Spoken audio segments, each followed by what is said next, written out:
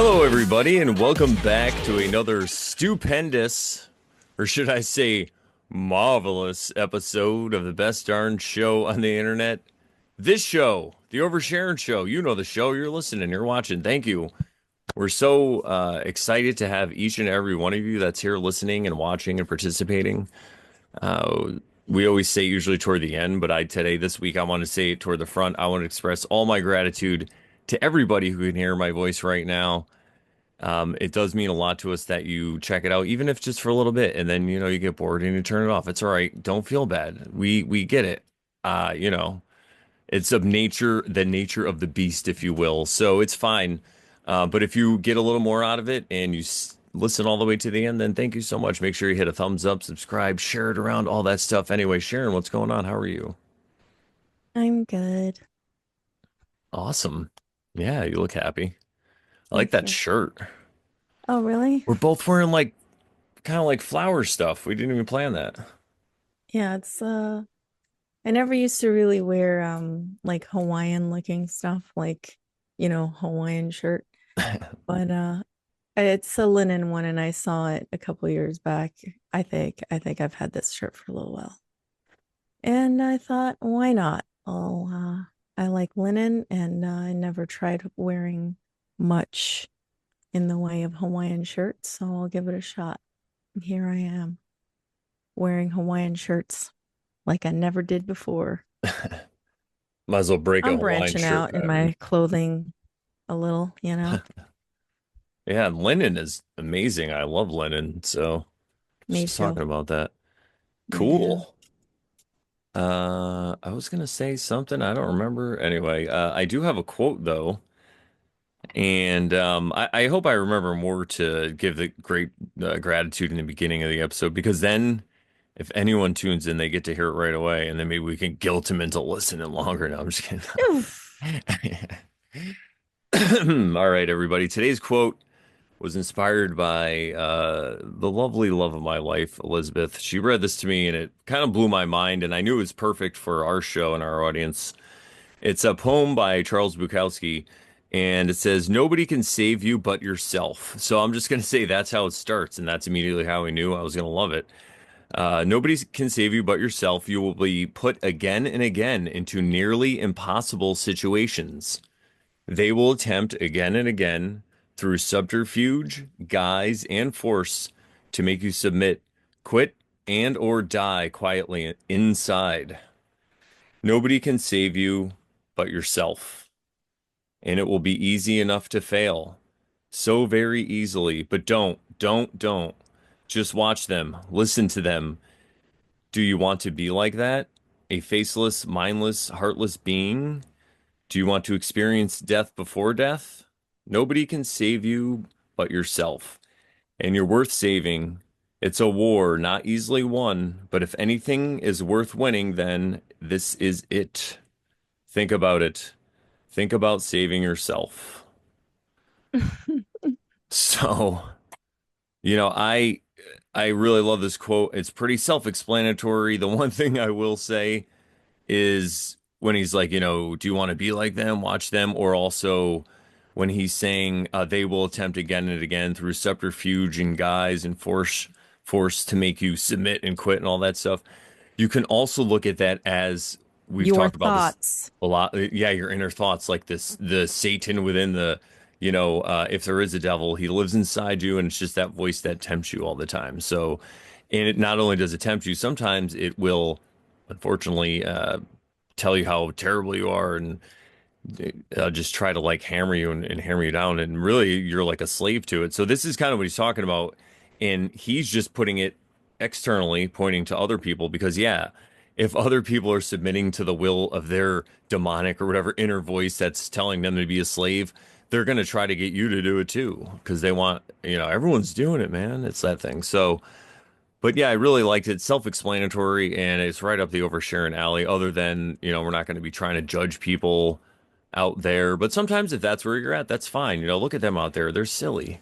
But then we learn that, it's probably easier to just find why we have a problem with them and then be like, oh yeah, we're just being silly, right? Indeed. Indeed. Yes, indeed. Anything you'd like to say about it? I mean, it's pretty Um, self-explanatory, so I think you pretty much nailed it with the, them. The them is what? Your thoughts. yeah, The yeah. them is your inner thoughts about the negative inner thoughts about yourself. So if they are attempting to force you, make you submit, quit, die quietly inside, then you have to figure out a way to not listen to those thoughts. Um, Let them pass, as they say, like clouds. Watch them. It says right there, just watch them. Listen to them.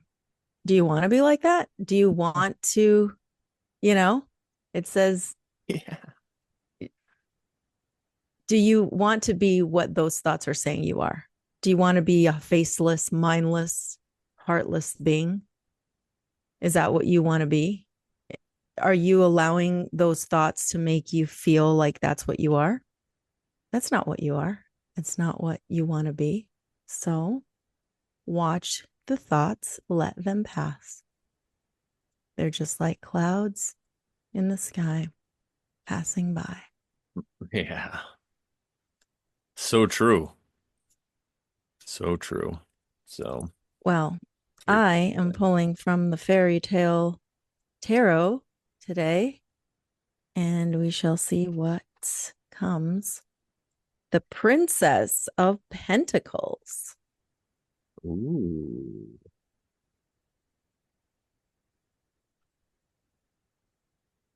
Oh, she's just laying in her bed. It's like a really tall bed. I like it.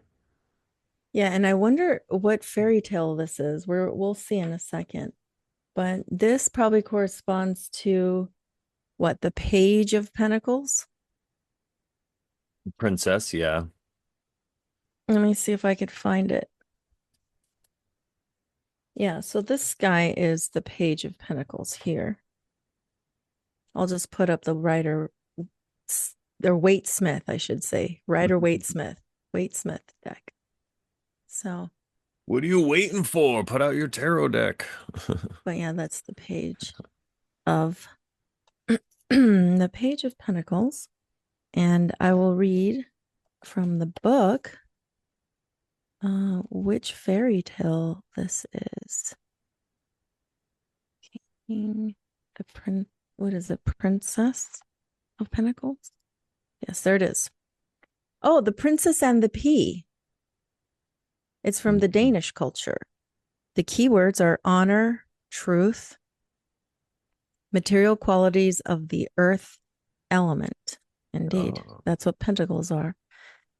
Symbols and meaning. The princess wears a purple dress signifying royalty. It contrasts with her long blonde hair, symbolizing innocence and purity. The delicate nature of her hair adornment suggests that the princess is graceful and kind. The numerous feather beds exaggerate the sensitive nature of the princess. They symbolize dreamland and help to expose her true identity. The designs on the headboard mimic the growth of a pea plant. The blue curtain denotes calmness. I'm going to just hold this up while I read.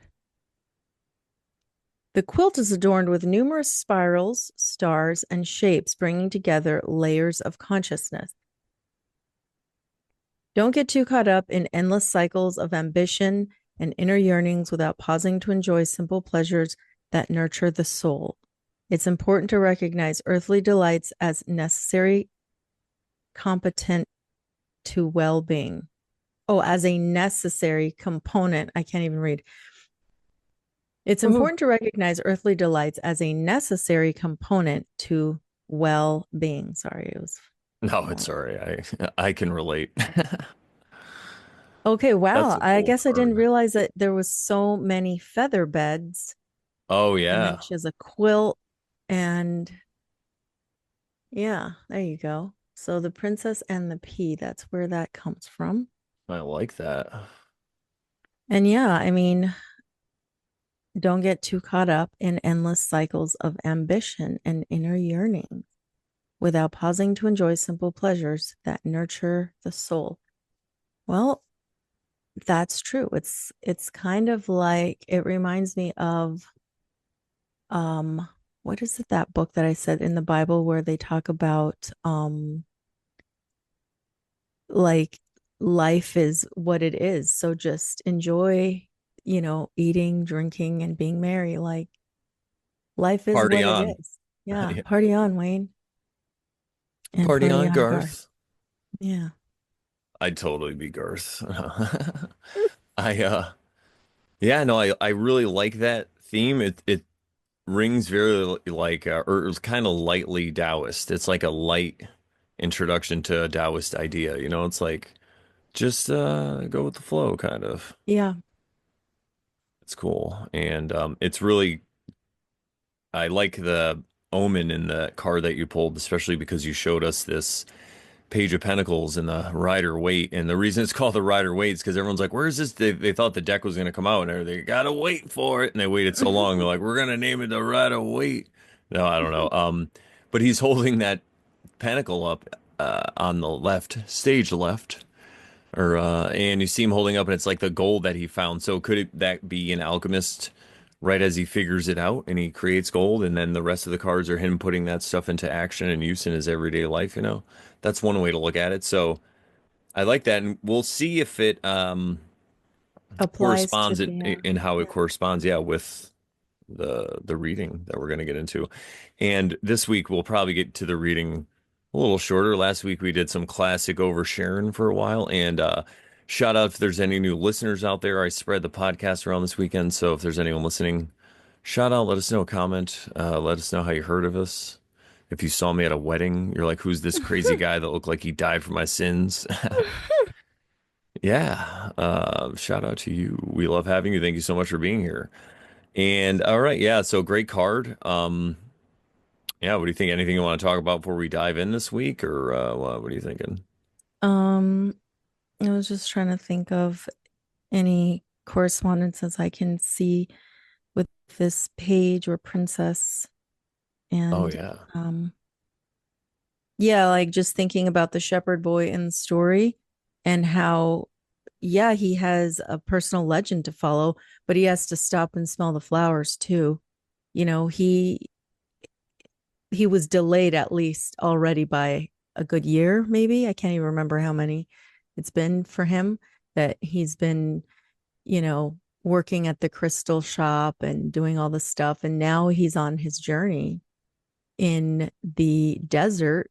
So he still has to live life. He can't just like zoom get to the pyramids and then he's done, right? You'll see as we go along how he has to live his life. He just has to enjoy the moment. So yeah. I think hopefully we'll see if that corresponds this. so the when you were talking about that he spent a year there, that made me think that I don't know if we made this or if we caught this when we were doing the commentary on that part, but the fact that he was there a year or whatever, he was delayed a year at least, or maybe a little longer, and he still persisted. It's a little allegory there just to let you know that sometimes you think you have a straightforward path somewhere. You have these goals in life, and you can run into something that looks like a setback or it's putting you off your journey, but it really is part of your journey because during that time you're going to learn. So it even happens to this guy, and I think that's why the story's doing it. It's letting you know that it's okay, that life, God works in mysterious ways. Sometimes you're going to have to stop and polish the crystals while you smell the roses for a while. Yeah. So, yeah. And you might meet that King Melchizedek, the King of Salem, in many different ways in many different places. And you might not recognize that it's the King of Salem. Yeah, it might just seem like some guy in front of you that's going real slow in the car. All right. Well, let's bring this up and see where we left off. So I think it was down here. Yes. Okay. Did you want to go back and just ensure we recap or Yeah, we could do that. So we read this part last time, but we could read it again because that one it was toward the end and we had talked so much. So since we're jumping right in, let's do it. So the times rush past, and so do the caravans, thought the alchemist. As he watched the hundreds of people and animals arriving at the oasis, people were shouting at the new arrivals. Dust obscured the desert sun, and the children of the oasis were bursting with excitement at the arrival of the strangers. The alchemist saw the tribal chiefs greet the leader of the caravan and conversed with him at length. But none of that mattered to the alchemist. He had already seen many people come and go, and the desert remained as it was. He had seen kings and beggars walking the desert sands. The dunes were changed constantly by the wind, yet these were the same sands he had known since he was a child. He always enjoyed seeing the happiness that the travelers experienced when, after weeks of yellow sand and blue sky, they first saw the green of the date palms. Maybe God created the desert so that man could appreciate the date trees, he thought. He decided to concentrate on more practical matters. He knew that in the caravan there was a man who he was to teach some of his to secrets. whom? Yes, let me try that. I gotta slow down. He knew that in the caravan there was a man to whom he was to teach some of his secrets. I just see the word secrets and I want to get right there. It's like, it's so cool. All right. The omens had told him so. He didn't know the man yet, but his practiced eye would recognize him when he appeared. He hoped that it would be someone as capable as his previous apprentice. I don't know why these things have to be transmitted by word of mouth, he thought. It wasn't exactly that they were secrets. God revealed his secrets easily to all his creatures. He had only one explanation for this fact. Things have to be transmitted this way because they were made up from the pure life, and this kind of life cannot be captured in pictures or words. Because people become fascinated with pictures and words and wind up, I almost said wind, and Yeah. wind up forgetting the language of the world. Yeah, it's just the desert Mm. and dunes. I want to say wind. Wow, So, I do want to yeah, comment on this, but if you want, go no, ahead. What please were you do. gonna say? Go ahead. Well, it's interesting to me how he's talking about um these things have to be transmitted by word of mouth, and he doesn't know why. He's thinking it says it wasn't exactly like they were secrets. God revealed his secrets easily to all his creatures. And to me, that makes me think of like nonverbal communication or like this inner wisdom, this inner knowing, this intuition, right? Um, Animals have that sort of like they know what to do. They fly south, the birds fly south or whatever at whatever time of year that is. Like, is it south? I don't know. Anyway, Yeah, south they of the winter, you got it. okay. um then he starts contemplating. He's like, he had only one explanation for this fact. Things have to be transmitted this way because they were made up from the pure life. This kind of life can't be captured in pictures or words because people become fascinated with pictures and words and wind up forgetting the language of the world. So I don't know. Do you have any thoughts on that? That's a kind of a very interesting passage that because we were probably finishing up last week, I didn't even see that. You know what I mean? Yeah, no, I hear you. That's why I wanted to revisit it. And if you haven't seen last week's episode, go back and check it out. We do give commentary on this part, but I think Sharon is right. We should go a little deeper because it was toward the end of the episode. So, hang on, let me just pull it up here. I would say that it has a lot to do with what I talk about with the symbolic reality versus real reality. Words are part of this symbolic reality. I'll say like, this is a coffee mug, right? Like this is a coffee mug, but is it really? It's just an arrangement of energy in a certain pattern that makes it appear to me in this form like a container for my coffee.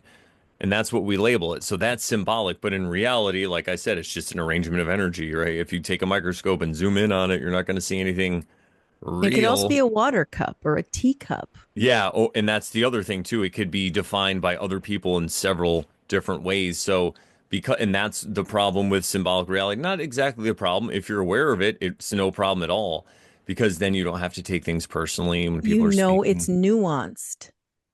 Totally. You're not just like, no, this is a coffee cup and that's all it is.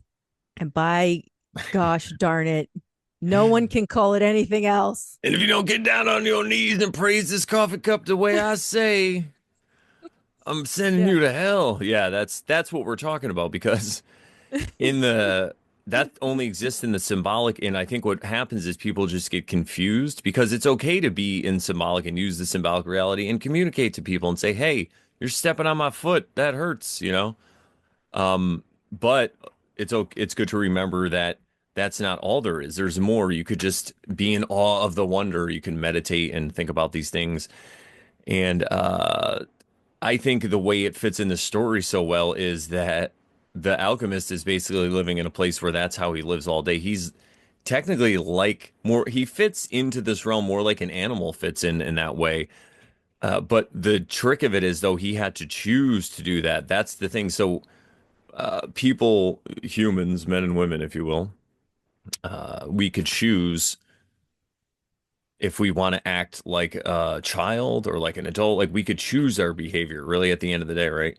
So if we choose to act in alignment with nature in this way, I think it's just going to flow better for us. You know, we're still going to go through hardships and get hurt and die and stuff like that, but we're not looking at it like victims. And I feel like we're going to fit better into our dharma and things are just going to feel better for us. And we're going to be more, we're at the end of the day, I said it early this week, we're going to be true alchemists because we're going to be taking all these situations life gives us and we're going to be turning them into gold because we realize that we're not victims and we're here for a reason and good things happen, bad things happen. And in that way we're more like an animal. Like look at a dog. If a dog loses its leg, it's just a three-legged dog now. It doesn't care. There's dogs that have wheels. They only have two legs, and they're just as happy as can be. And because they're fitting in and they're doing their dharma the way that their consciousness needs to express in this realm. And I feel like our consciousness is here in this realm to express in that way to figure that out. And really, I was thinking about this earlier. We are kind of born perfect. Our inner child knows. As children, Elizabeth and I were talking, she had some kind of mystical experience when she was not like a mystical experience, but just like an awareness of a thing, of an idea. And when I was 7, I was like that too. I'm like, who am I? Like, who is this me? I had this weird, and so it kind of prompted me to have this thought about our inner child because we always knew. Like at 7, I knew, but then I went to school. I had a lot of people yell at me. I went to the Marines, whatever. All these, there were choices. I wasn't a victim. The school thing wasn't really a choice. I mean, I was trying to make a different choice, but no one was listening to me. But no, it's cool. So I think what happens though is the same thing we talk about all the time. You get this indoctrination into, and then you feel like, people are yelling at you, and then after a while, you don't need people outside yelling at you. Inside, the thing we were talking about earlier, that inner voice is the one that starts to yell at you, and then you're not good enough, right? And then that's what happens. But I feel like the spiritual work is one day at a time, one moment at a time, just realizing that you are perfect, right? And that everything that you don't need to be the way other people think you, or even you, the way you think you should be. You are the way you are, and God made you. And the more you realize that, and then these addictions and all these other forms of escapism start to fall away and stuff like that. And if they don't, it's fine. It's whatever you're at. Like who knows? Maybe crack is the answer to this realm. You die and God's like a crackhead. He's like, oh, you didn't smoke crack? He's like, I put it everywhere. What the hell, man? He's like, so you never Right. know. That would be my favorite sketch. We should do that. God is a crackhead. Oh my God. Well, I'll play Jesus as a crackhead. You didn't do crack. What? I put it everywhere. I put it everywhere. All you gotta do is go to any corner. Those Satanists kept trying to stop those cops, Satanist cops. No, I'm just kidding. I don't believe that, everyone. I'm just running bits. Yeah, this is the Anyway, they're comedy trying to keep the situation. crack off the streets. How dare they? No, I'm This just is all entertainment. yeah, I'm just being Um, sarcastic. We don't want to do crack, everybody. I think you guys get it. I'm silly. All right, anyway. all But, right, so but yeah, um, all that being said, though, that's I really what it is. We're perfect. Anyway, go ahead, Sharon. Yes, I'm sorry. I was thinking some more about what this makes me think of, and the whole I don't know why these things have to be transmitted by word of mouth. So he's there, he's this, this kind of this guru alchemist type. He knows all about all this stuff. He's the master of all this at this point. And he is waiting for an apprentice. And he's like, why do I have to be the the guru guy, and why does this guy have to be the apprentice? Why do I have to tell things by word of mouth, right? But it's like, and then he says things have to be transmitted this way because they were made up from the pure life. Imagine two people interacting, right? It's like, if we believe that we're all one, right? And you have the God in him interacting with the God in the other guy. It's like when you say namaste, right? It's like the what is it called? The something within me honors the divine within me honors the divine in you, or something like that, right? Yeah. So it makes me think of that. So it's like where two or more are gathered, right? Um, so why do these things have to be transmitted by word of mouth? Why do I have to interact with other people? And something I don't, are you about to make a point? Go ahead, keep going. I don't I'm know. just asking the question, right? Like it's because of this uh whatever that happens when two people interact, right? This stuff. What is it? Maybe you want to call it love, right? Yeah. Right? The essence of all that there is, right? God is love. So then he says, this they have to be transmitted this way because they're made up from pure life. Let's say they're made up from pure love, right? And this kind of life/love cannot be captured in pictures or words. Can you draw love for somebody? Can you, with a picture, can you draw love? I mean, maybe you can draw something that maybe might evoke somebody to think of love, but is it the absolute totality of all that love is? No, because as we've looked at in the Tao, you cannot express the totality of it all. God is love. Can you express God in one image or sentence or anything? Can you express love in one sentence, one image, one anything? No, you can't. So I think that's what he's talking about right there. I love it. And what it made me think of when you were saying that, I'm glad that you made that point because it was, even the alchemist has his doubts or he has his inner voice that says, why do I have to do this? But what does he do? He just talks to it and says, well, this is why. And I think it's really important because people think they're going to get enlightened, and then this voice is going to go away and they're just going to be like, I know it all. I'm a saint now. I'm a whatever, Lama, holy person, or whatever you want to be in your faith belief system.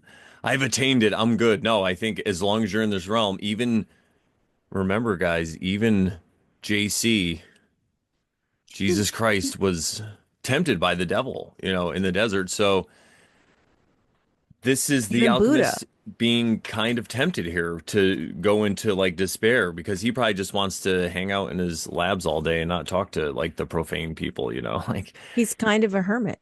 yeah, he's a hermit and he's like, why do I got to do this? And he goes, well, I got to do it because we're in this realm and this is this. So even again, to say it again, even he has to go through it. And I think it's a really important nod to self-positive talk here, right? Like you always want to be talking to yourself this way. If that voice says, why do I got to do it? Because a lot of people identify with that voice and they think that they're that voice and that voice could be a victim and that's why a lot of people probably feel like victims. But are we really a victim? We could say, you know what, voice, I gotta talk to this guy. maybe he'll know a place that has really good meatball sandwiches, and then I'll know, like there's a lot of things you could tell yourself if you You have just it. reminded me of Rodney Norman as you were doing Yeah, that. it's because I watched one of his videos this morning. Shout out to Rodney. I still have to reach out. All right, but yeah, he's so. I watched one of his things this morning. It was so funny, but that's really the key, right? The self inner positive talk, and that's why he's so good too, Rodney Norman, because he does that, and he does it kind of like he does it for you if you're listening. But anybody, you could do it to yourself. You could be nicer and kinder and really nice to yourself. The only reason you're not is because you weren't when you were a child, and that's how you learn to get by. But it's okay. You can unlearn it. Just listen to the Oversharing show. But remember, don't put us on a pedestal. Don't worship us. If you must, just send us your fortunes. But don't put us on a pedestal though. Just support us, share us around, like us, leave kind comments. Let us know what you think. If you have questions, we love questions. So ask So away. just to seal that point in, because Yes. of the last sentence says, because people become fascinated with pictures and words. Now think of like books, novels, movies, you know, uh TV shows, whatever, right? People become fascinated with that. They become fascinated with the idea, right, of this like imaginary love or whatever, right? And they wind up forgetting the language of the world. What do you think the language of the world is? Love? Or do you Yeah. think it's something else? I think it's love, but like in the agape way, Yeah, yeah, yeah. right? Like Yeah. I'm just for, unconditional, yeah. the true unconditional love. And really, and Sharon, you know this, and for our people who are listening, most of you probably know this, or some of you, but this love we're talking about is really love for yourself, because you can't love anything else unless you love yourself, because mostly you're just going to be projecting. And I'm just talking to myself, everybody. So if this doesn't apply to you, it does. But if it doesn't apply to you, it probably does. But if it doesn't, don't worry. But we're just projecting. We see these things out there and we're like, this is terrible. But it's because we think we know better, and we think we have to think we know better so we can have control. And why do we need to have control? Because we don't trust the plan. We think that something's going to go wrong. And why do we think that? Because at some point in our childhood, probably we were abandoned, and it wasn't even that, didn't even have to be, it could have just been your mom running outside for a little bit and you were like, why did she go? But since these abandonment things aren't talked about, these issues aren't talked about in society, uh, like mainstream, really. I mean, it's starting to come out, but people don't understand it, and I feel like it just perpetuates these cycles. So that's all we're really talking about here, just breaking the cycles. That's what we're all about here at the Oversharing Show. So the easiest way to break the cycle is to be easy on yourself. Easy, easy peasy. Just be cool, man. You know? Yeah. I kind of want to share something interesting that Yeah, happened. 'Cause please do. it has to do with like the what you were saying with the feeling like, you want to maybe blame somebody or you want to just be like, why does this stuff happen or whatever. Um, I don't I don't know. I just thought I want to share. But Yeah, please do. so yesterday at like 3 in the morning, so not today, not this early morning, but yesterday's wee hours of the morning, like 3 a.m. Helicopters, one helicopter outside, loud, going around the neighborhood, just like, and big spotlight, whatever. And then we get up and we're like, what's going on? At some point, it was like about 3 in the morning. And then we're like, we had the windows open because it was nice breeze and it was beautiful outside, but we closed the windows because it's like, well, if they're searching for someone and they're probably searching for someone who's trying to jump into people's backyards and stuff and hide. So we closed the windows and started kind of looking out the window to see if we could see anything. We heard sirens on the like main street next to us, and then we saw lights, and then the sirens stopped. And then we walk up to the front of the house, the front, which is this room, my office. And we look out the window and we see a cop car in front of the house, not quite in front of us, but to the left. And it's the doors open and the dude, I'm like looking for the dude. Where is he? And he is standing behind.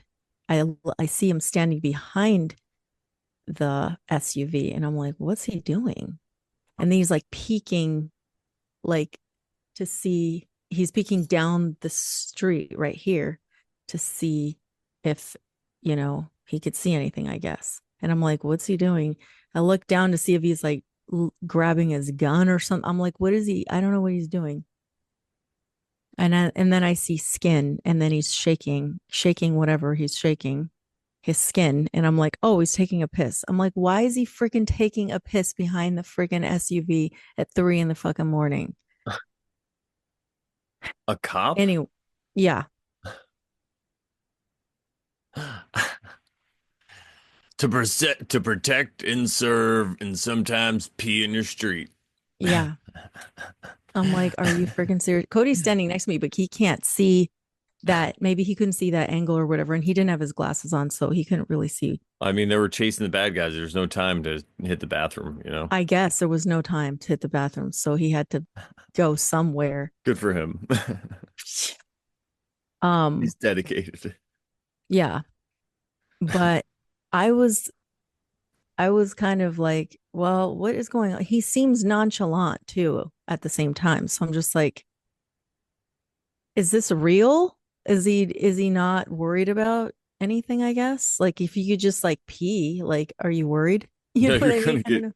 yeah, I mean, Whatever. So we like eventually I'm just like I'm tired. It's like late, whatever. The his flashers are still going, the lights are on, but he's not, there's no siren. It's just got the lights on. So we just close up make sure the windows and doors and everything's closed, and we just go back to bed. We're like, we're gonna try to go to sleep. And it was almost like 3:30.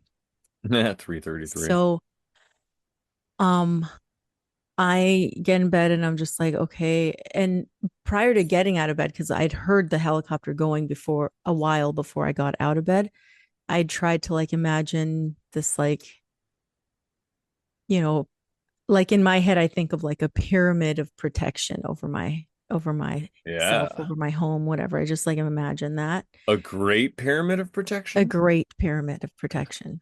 Yes.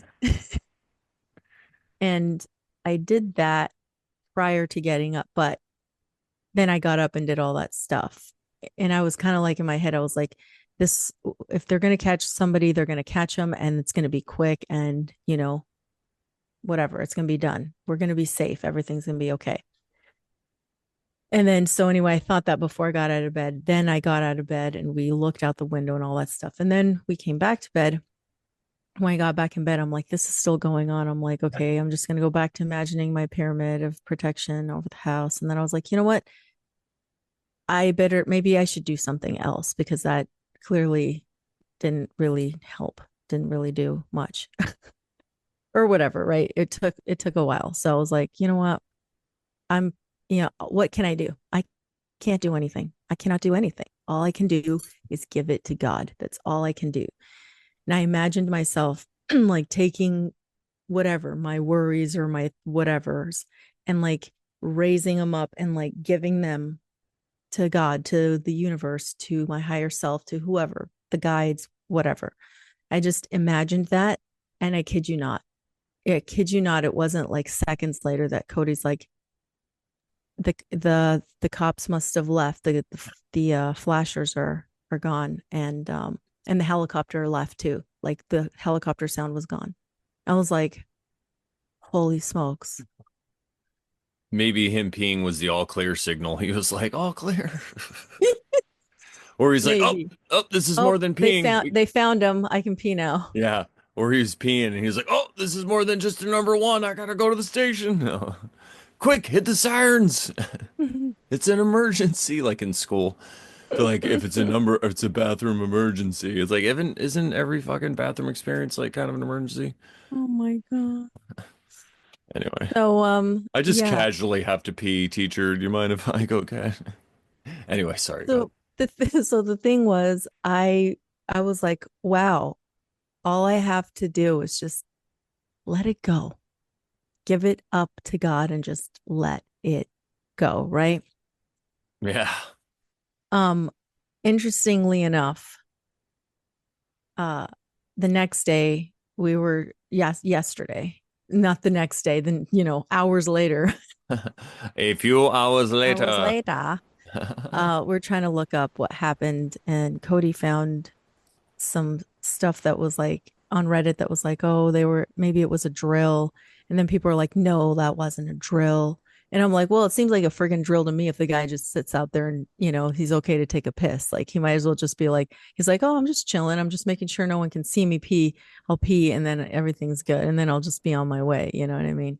That's just really that's But brave considering the amount of ring cameras. I've been doing a lot of work in I people's homes know and stuff, and I was working with this old guy the other day. He's blabbing on the front porch. There's a ring camera. I'm tapping. I'm like, dude, he's like, they have sound. I'm like, yeah, they have sound. What? freaking Tesla cars and I'm like, stuff our amazing people that own this house, they're so great. Yeah, of course.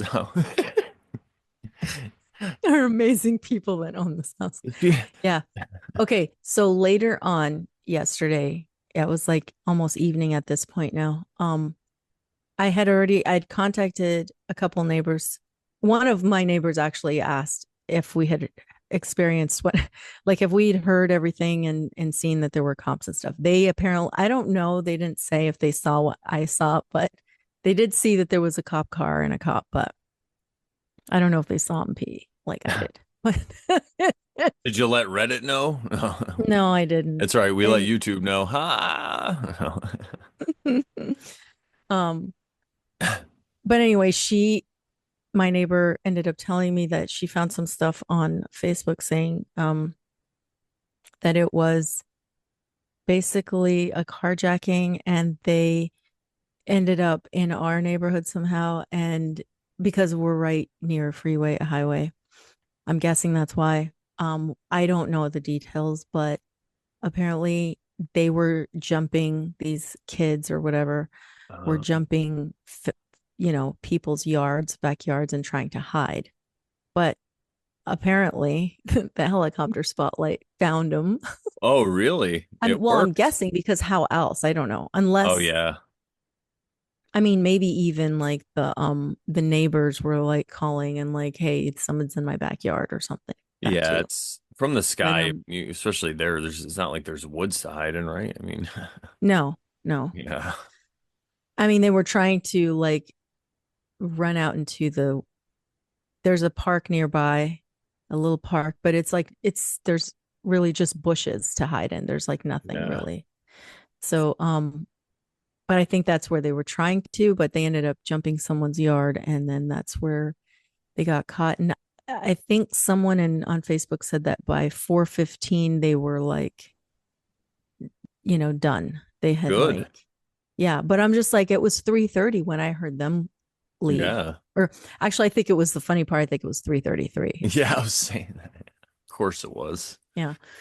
When I looked at the clock. So, but anyway, yesterday I was just like thinking to whenever this happened, I was just thinking to myself, like, oh, like why does this have to happen? And why my neighborhood? And why does kind of, you know, Weird ghetto stuff. crap have to Yeah. happen and stuff?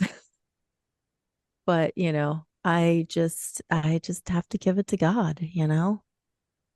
And you could think of it this way, like I would say anybody out there listen, be careful in Sharon's neighborhood. You can't mess around. They got a helicopter. They're gonna pull and find you.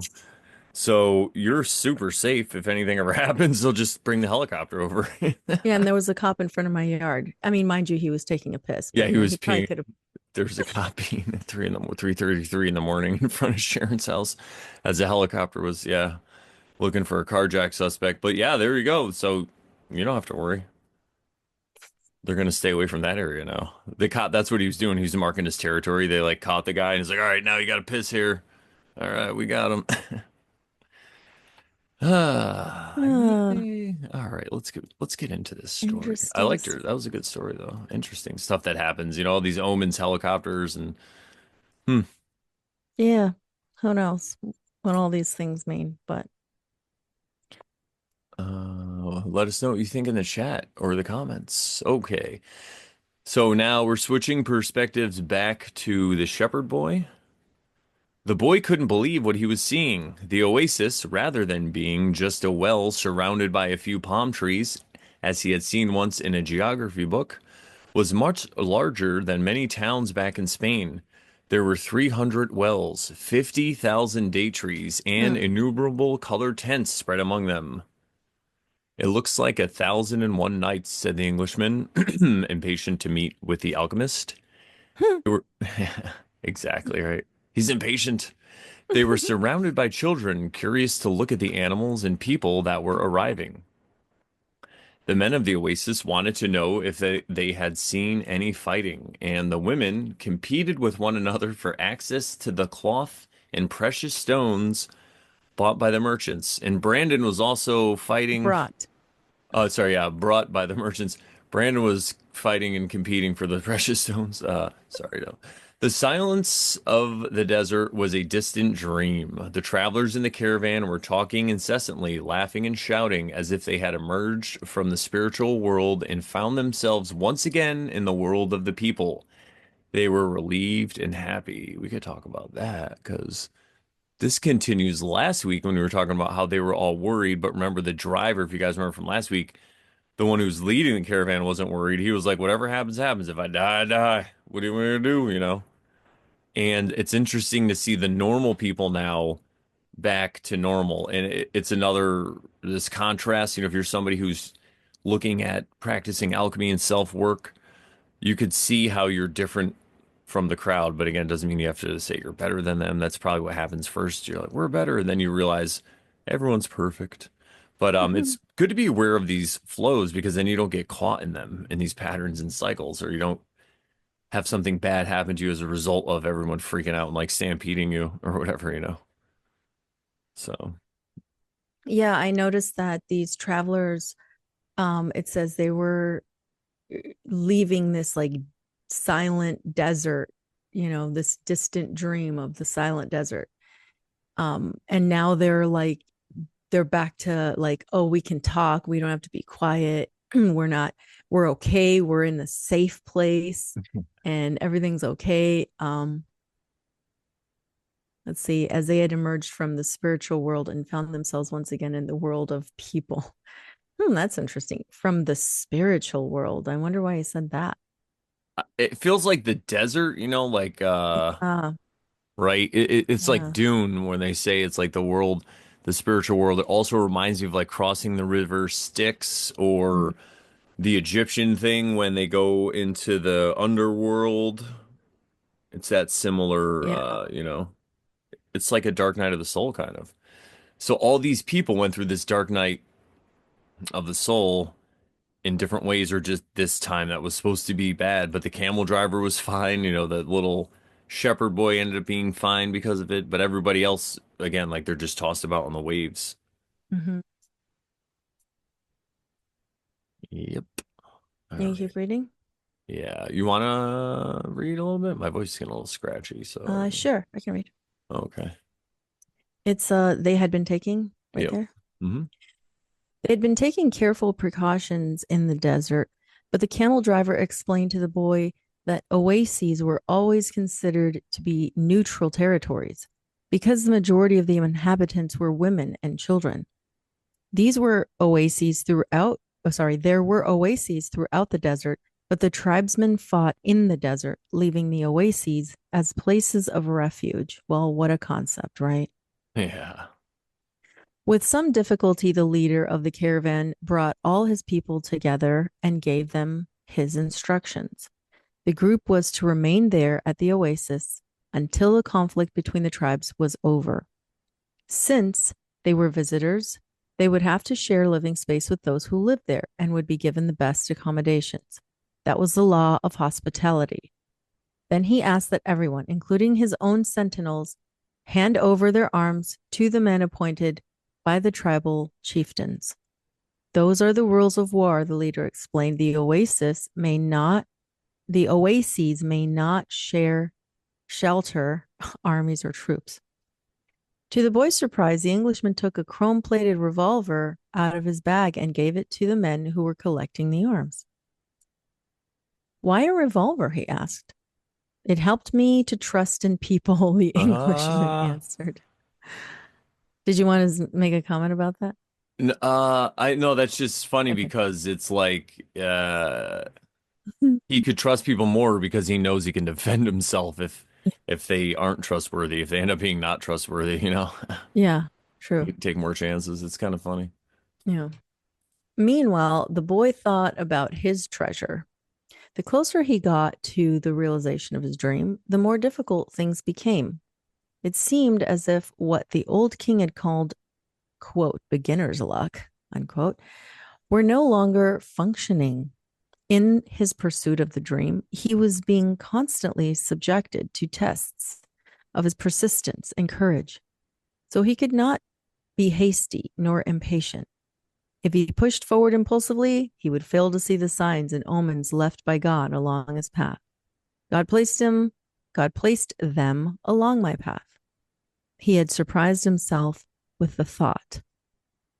Until then, he had considered the omens to be things of this world, like eating or sleeping, or like seeking love or finding a job. He had never thought of them in terms of a language used by God to indicate what he should do.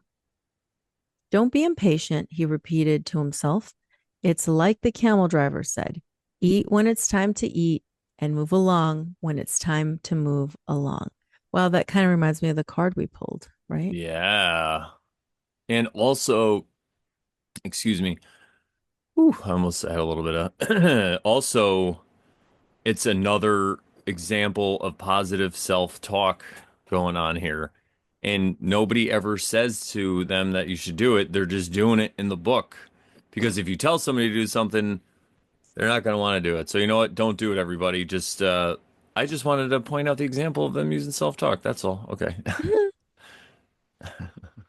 Positive self-talk. Yeah, there we go. All right. Back to the book. That first day, everyone slept from exhaustion, including the Englishman. The boy was assigned a place far from his friend in a tent with 5 other young men about his age. They were people of the desert and clamored to hear his stories about the great cities. The boy told them about his life as a shepherd and was about to tell them of his experiences at the crystal shop when the Englishman came into the tent. I've been looking for you all morning, he said, as he led the boy outside. I need you to help me find out where the alchemist lives. First, they tried to find him on their own. An alchemist would probably live in a manner that was different from that of the rest of the people at the oasis, and it was likely that in his tent an oven was continuously burning. They searched everywhere and found that the oasis was much larger than they could have imagined. There were hundreds of tents. We've wasted almost the entire day, said the Englishman, sitting down with the boy near one of the wells. Maybe we'd better ask someone, the boy suggested. The Englishman didn't want to tell others about his reasons for being at the oasis and couldn't make up his mind. But finally, he agreed that the boy, who spoke better Arabic than he, should do so. The boy approached a woman who had come to the well to fill a goatskin with water. Good afternoon, ma'am. I'm trying to find out where the alchemist lives here at the oasis. The woman said she had never heard of such a person and hurried away. But before she fled, she advised the boy that he better not try to converse with women who were dressed in black because they were married women. He should respect tradition. The Englishman was disappointed. It seemed he had made the long journey for nothing. The boy was also saddened. His friend was in pursuit of his personal legend. And when someone was in such pursuit, the entire universe made an effort to help him succeed. That's what the old king had said. He couldn't have been wrong. I had never heard of alchemists before, the boy said. Maybe no one here has either. The Englishman's eyes lit up. That's it. Maybe no one here knows what an alchemist is. Find out who it is who cures the people's illnesses. Several women dressed in black came to the well for water, but the boy would speak to none of them, despite the Englishman's insistence. No. Then a man approached. Do you know someone here who cures people's illnesses? The boy asked.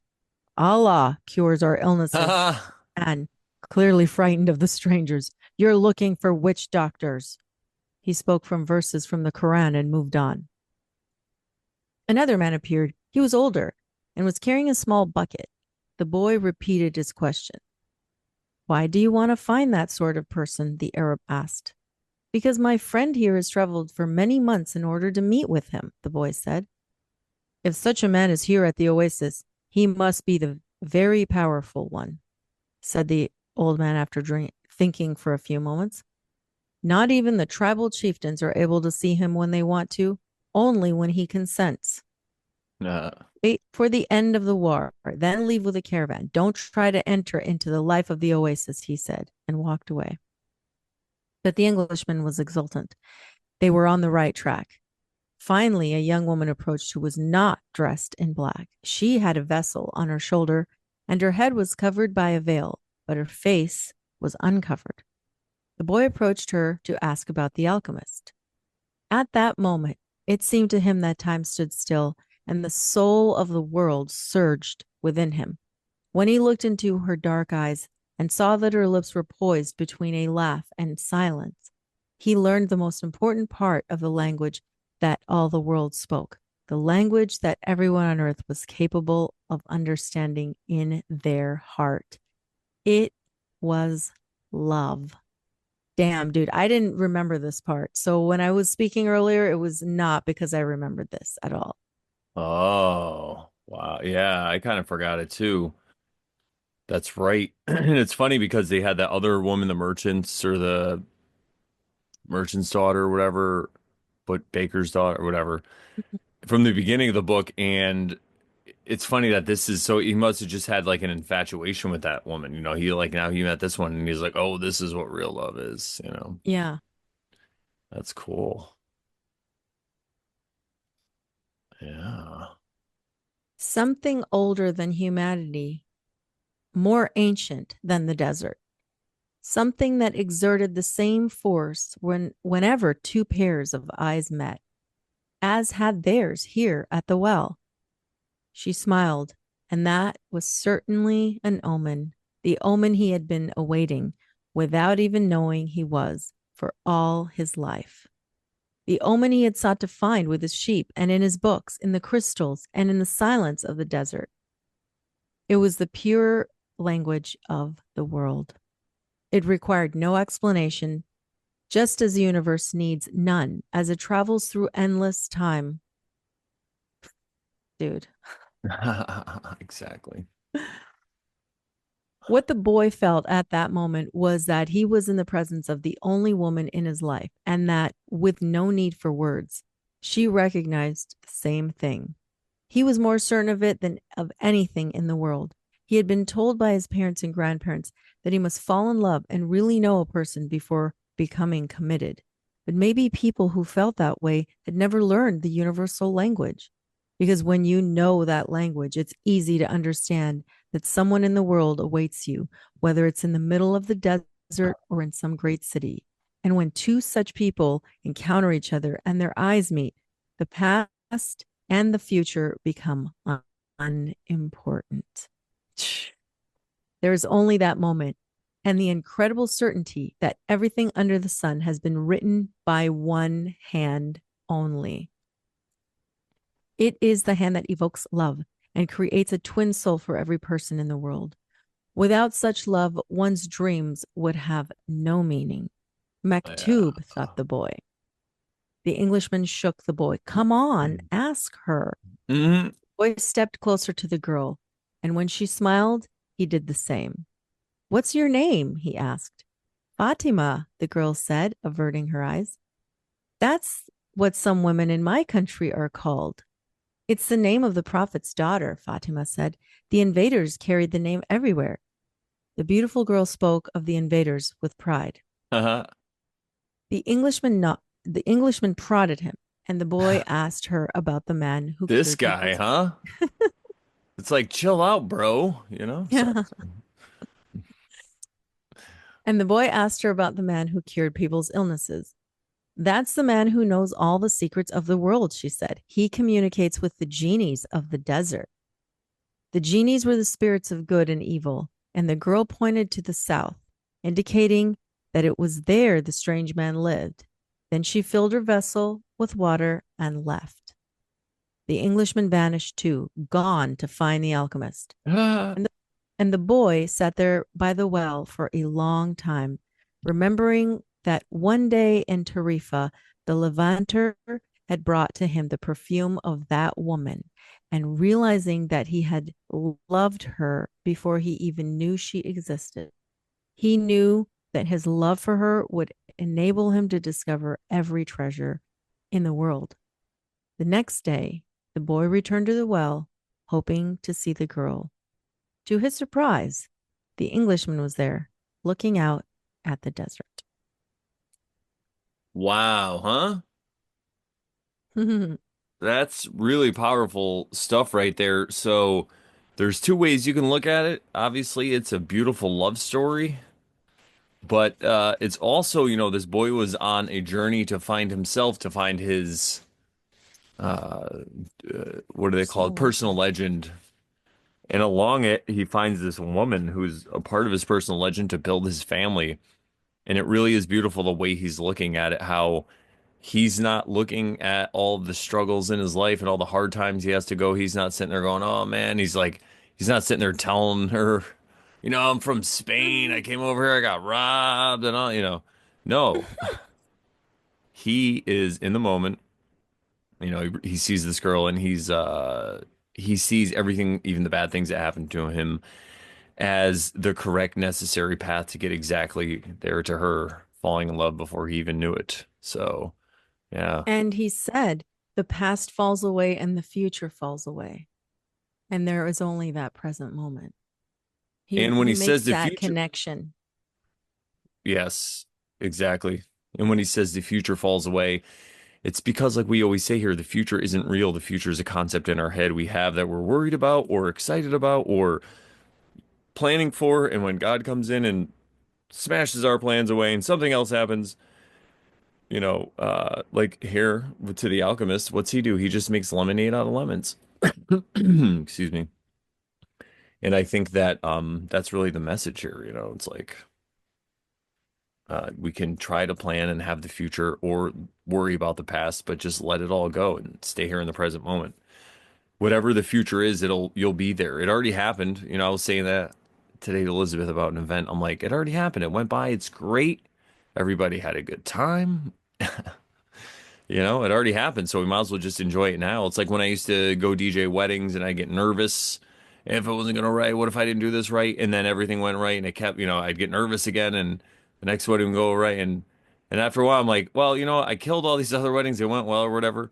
This wedding's probably gonna go well, so why am I just gonna worry? I'm just gonna be like, it's gonna be great. And then I just got into this mind frame, and then I'm trying to apply that to other things in my life, and it's working out. Like, this is gonna be great. I got to go to the dentist today. It's gonna be great. I'm probably gonna get some new listeners, like whatever it Eh, is that's in your, I have to go to work today. I have to go to a funeral for somebody today, whatever. It's gonna I be, have to work for 6 days straight today. yeah, Today. this week. Yeah. Oh, that was great. Yes, everybody. I just worked since the last episode you saw.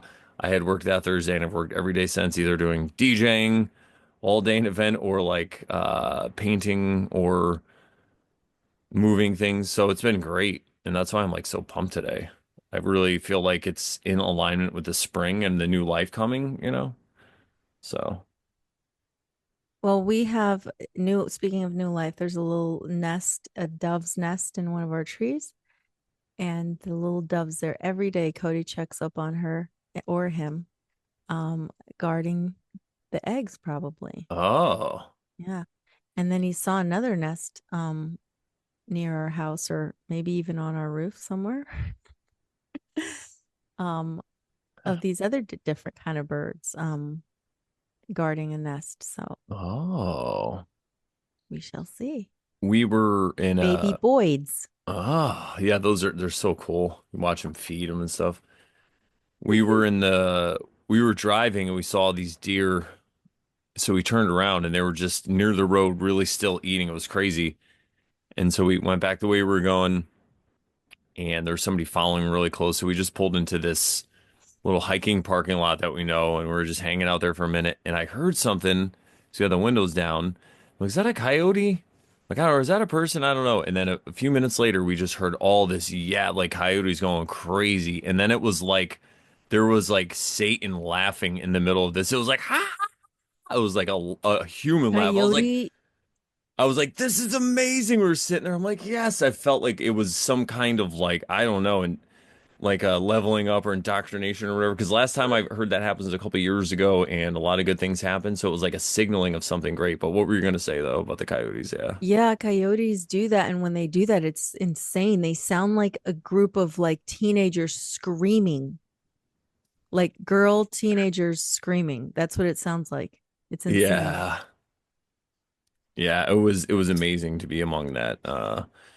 So a lot of cool animal synchronicities It's lately. funny you say you talk about the coyotes because last night we were taking a walk kind of around dusk and we got we got to this spot in the neighborhood where we saw a coyote and it's just on the edge of some fencing that where they're going to build new homes and so the coyote was just like chilling. He was just sitting there chilling and not we were across the street kind of like keeping an eye on him just because we were curious.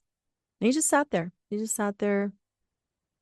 and then this like car came and parked along the sidewalk because he was sitting on the sidewalk on the border of a fence where like I said they're going to build new homes and he's just sitting there and all of a sudden this car comes and I don't even know if somebody was like I think they just had the window open in the car and they were throwing things over that fence and I'm just like what are they doing and the I was gonna say fox and the coyote runs into like he finds a little crevice in the fence and goes through and he's in there and they keep throwing stuff. I'm like, are they feeding him?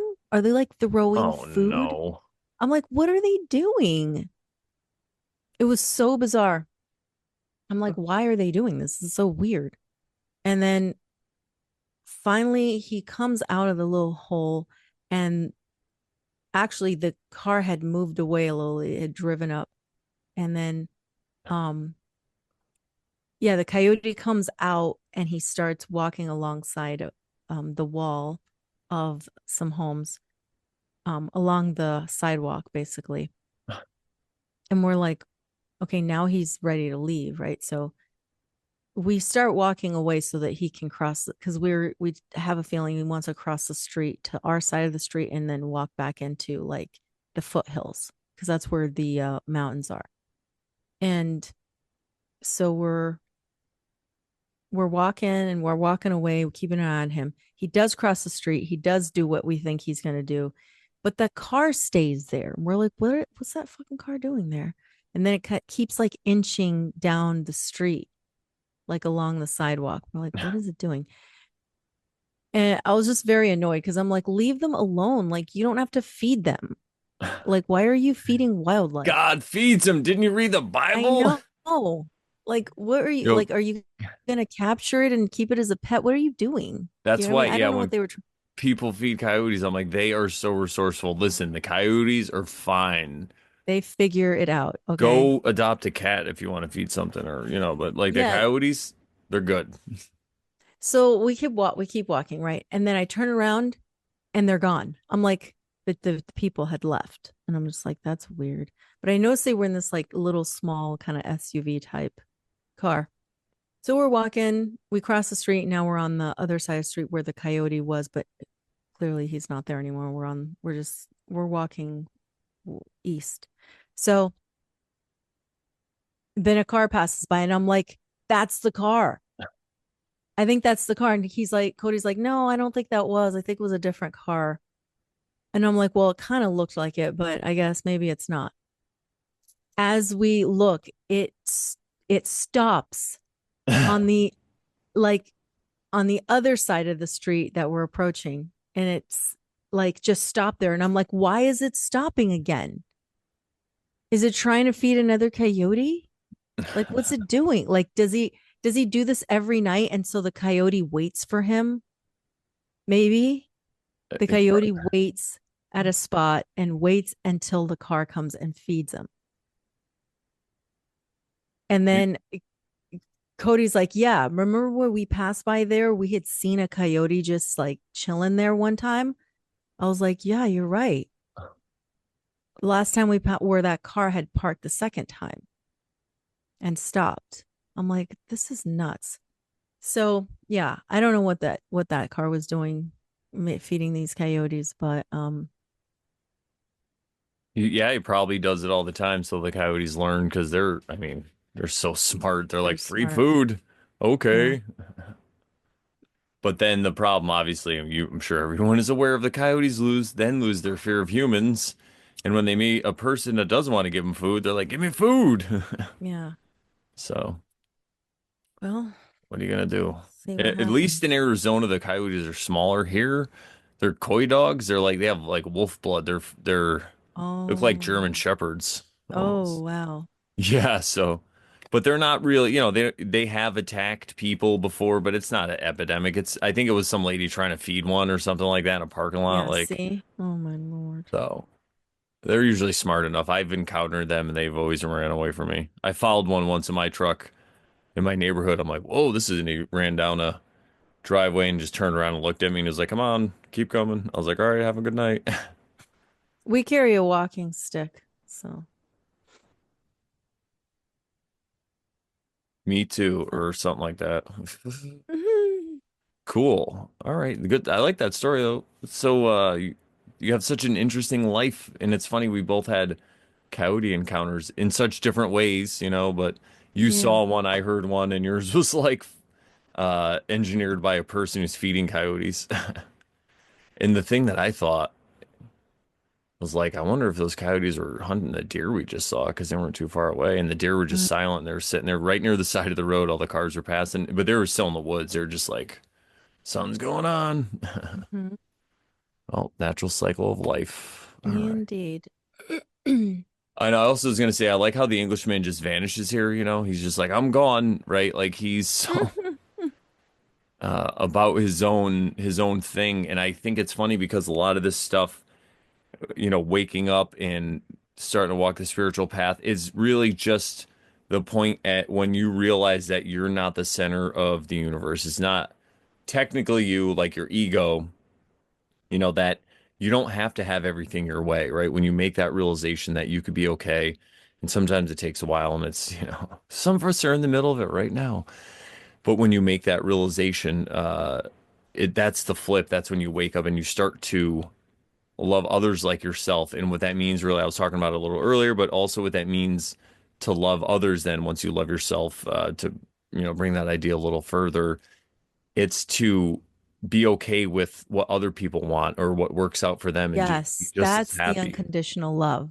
Yeah. Loving people is not trying to control them to be who you want them to be or who you think they should be, or to use your own ideas of what everything should be like. Oh, do this, don't do that.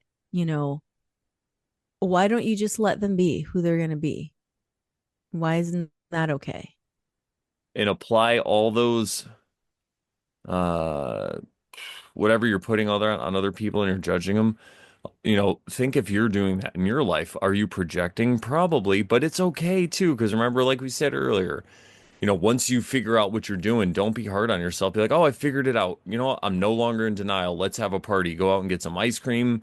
Whatever you do to party, go out and have a drink, whatever it is. Buy yourself dinner, buy yourself something. Just be like, I figured it out. I'm no longer in denial. And then you could be like, all right, now how do I figure out how to stop this or not do it? And really, the easy way, which is really the hard way, but the simplified way I could explain it is to just accept that it's perfect and you did it probably because something happened to you in your past. And if you just love that part of you, it'll probably just go away. But because it's so hard for us to take the simple way, there's methods and ways to do it. And this positive self-talk is, that's one of the keys to it, really. But yeah, And remember, being in denial always brings you to the Great Pyramid Scheme. that's right. The Great Pyramid Scheme, more laws, more problems.com is the website. Click on the Over Sharon tab. You could join the Great Pyramid Scheme. And, you just, really what it is you just, uh, try to embody these ideas that we found that are cool in whatever way works. If you're a Christian, you go to church and you want to live the golden rule, and that's the most important thing. You're not worried about the blood of Christ and worshiping this. I don't, we're not supposed to worship things, right? Anyway, so, you know, I was thinking of the Bible. Do But anyway, you? How about that? but if you just want to follow the golden rule and you go to church and you have a good time, good for you. We're not telling you what to do here. We're just reading all these different things. The Tao we did, go check that out if you haven't. Listen again, it's worth it. All these different ideas that were passed down seem to say the same thing. And it's really like, what, trust the plan. You're perfect. Just go with it, right? All these common themes. And that's really all we're saying. That's what the Great Pyramid Scheme is about. So morelawsmoreproblems.com. You don't even have to sign up for anything. Just go there and check out the oversharing stuff. And, like we said, comment, share. If you want to give us money, please donate. That's great. But, whatever. Just hang out here. Give us your attention. That's the greatest form of currency because you could be one of the ones that was like, I used to listen to oversharing in like the 2020s. Because I'm telling you guys, it's going to be crazy. They're going to have parades to us, in the future. There's going to be big float Brandon heads with like, anyway. You got in early, everybody. And remember, don't worship us. Don't take part in those parades. I'm just saying they're going to be there. And you could be like, I was into them in 2020. They were awesome. But, then everyone was like, we got to put them on a pedestal. Got to make a religion. We got to make a religion. And people who are hard on themselves, we put them to death. You have to be easy on yourself because that's what Brandon and Sharon said. And if not, we're going to. No, you have it all wrong. God. Anyway. We're making our own animated series, I guess. So picture if you will, everybody. Now, all right, let's get back to this Did you lovely want to story. read some more? Yeah, I Or would love to. I'm gonna take a sip of water here as we transition. Kudos to Sharon for reading. And those parts, I'm definitely was jealous. You got to read some of those parts, so good for you. There were good parts. It's okay though. I'm just being funny. All right, so I waited all afternoon and evening, he said. He appeared with the first stars of the evening. I told him what I was seeking, and when he asked me if I had ever transformed lead into gold, I told him that that was what I had come here to learn. He told me I should try to do so. That's all he said. Go and try. I fucking love it. The boy didn't say anything. The poor Englishman had traveled all this way only to be told that he should repeat what he had already done so many times. So then try, he said to the Englishman. That's what I'm going to do. I'm going to start now. As the Englishman left, Fatima arrived and filled her vessel with water. That's how I'm going to stop earlier. I like how she's going there to fill her water vessel. Now, what do we know about water vessels? Cups, right? Tarot. So it's so symbolic that emotions, feelings. and she's a woman and she's going there to fill her vessel. And who does she find? A man that She's the birds compatible and the with. bees, he's Could it be? gonna fill her vessel. They're gonna make babies. But that's the symbolism of it, everybody. Sorry, what were you gonna say? All Nothing. right, I'm going back to that. Yeah, but great. It's like the high priestess card sitting near the water, or even the empress, but that's more along the process. Anyway, so that's farther along the empress, I think. Where was I? Okay, so then that's what I'm going to do. I'll start now. As the Englishman left, okay, I read that. I came to tell you just one thing, the boy said. I want you to be my wife. I love you. I just came to tell you one thing, Fatima or I mean, Fatima. boom, he's done, you Yeah, know? this guy. See, he's not afraid to commit, guys. Take a page out of his book. This guy's going for it.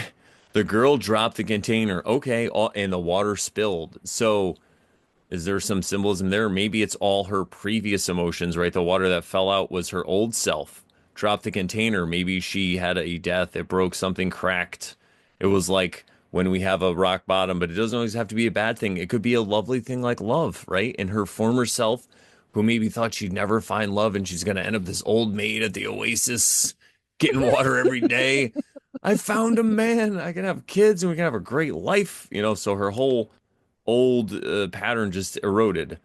I'm going to wait here for you every day. I have crossed the desert in search of a treasure that is somewhere near the pyramids. And for me, the war seemed a curse, but now it's a blessing because it brought me to you. Excuse me. The war is going to end someday, the girl said. The boy looked around him at the date palms. He reminded himself that he had been a shepherd and that he could be a shepherd again. Fatima, how do you say it? Fatima? Yeah, Fatima's fine. Fatima was more important than his treasure. The tribesmen are always in search of treasure, the girl said, as if she had guessed what he was thinking. Women are so good. See, they're right on the same Intuition. vibration, intuition, they're right on the same vibration. They're speaking almost telepathically, could it be? And the women of the desert are proud of their tribesmen. She refilled her vessel and left. Okay, so she's trying to challenge him, right? Which is her right, because all the tribesmen come here, they're always in search of treasure, she said, right? So I've heard this before, right? Mm-hmm. But what is a test? And if he's a true man, he's just going to say, okay, I'm going to prove it because I understand you're not just going to come, right? Hang on, let me take this off. I want a woman who's not just going to fall for some fancy words. You know what I mean? I want a woman to be like, show me love. You got to show me love. Words are so Money. I'm just easy kidding. to say. Yeah. You know that song. You got to show me love. Doom, doom, doom, doom. It's like a house song. Anyway, so that's what she's talking about. And I love it. I She's, thought you were going to say, show me the money. Show me the treasure. yeah, show me the commitment. And what's great is this, if he's smart, and fellas take a cue here, and women also or whatever, he can tell that she's a quality woman because she is showing him that she does not need him. She's like, you know what? Listen, you're a dime a dozen. I hear this before. I've heard all this before. I need a man who's going to stick around and who's quality because you know what? I'm a quality woman, and that's good because you want somebody who knows their self-worth. That's right, Indeed. Thumper. My cat just meowed. Sorry, go ahead. Were you going to say It's something? true. No, I just said indeed. It's true. Yeah, so good for them. Oh yeah, we're left. Okay, the boy went to the well every day to meet with Fatima. He told her about his life as a shepherd, about the king, and about the crystal shop. They became friends, and except for the 15 minutes he spent with her, each day seemed that it would never pass. When he had been at the oasis for almost a month, the leader of the caravan called a meeting for all of the people traveling with him. We don't know when the war will end, so we can't continue our journey, he said. The battles may last for a long time, perhaps even years. You live here now, Mm. everybody. Wow. I Make mean, yourselves comfortable. there could be worse places, right? It could be like Bridgeport, Connecticut. No, it's uh Get comfy, everybody. yeah. That's from a Family Guy thing. All right, so there are take two and action. There are powerful forces on both sides, and the war is important to both armies. It's not a battle of good against evil. It's a war between forces that are fighting for the balance of power. And when that type of battle begins, it lasts longer than others because Allah is on both sides. This is a very Hmm. interesting concept, That is right? a very interesting thought and concepts. It reminds me of like an old kind of like trial by combat. I challenge you to trial by combat, and if I beat you, that means that God thought I was right in whatever I Or a said. duel. A duel. We're gonna duel it out and let God decide. Maybe we should bring Duke it back out. bring back the duels, but not guns, eggs. We'll just throw eggs at no guns. Okay, guns. Eggs are too messy. No. We'll do guns. Just kidding, YouTube. We love you. All right. Let's share this up. I hit the wrong button. There we go. Boom. Okay. Yes. All on both sides. Really like a duel. I like it. The people went back to where they were living, and the boy went to meet with Fatima that afternoon. He told her about the morning's meeting. That day after we met, Fatima said, you told me that you loved me. Then you taught me something of the universal language and the soul of the world. Because of that, I have become a part of you. Wow. Yeah. How the heck did she do that? That's amazing. Yeah, she was really listening She was and intuitive. the persistence of it because she's given him nothing, right? Hmm. Think about it as like a guy. He's like most guys would be like, "Oh, maybe I can score while I'm at while I'm at the I don't really have to get my tongue in, or I'll stop. I don't get a drink of water, but maybe I could get a drink of the women. Yeah, there we go. But that's probably what most of these guys going through are thinking, right? And she sees now that he goes there for 15 minutes a day, gets basically nothing that like a materialistic guy would want.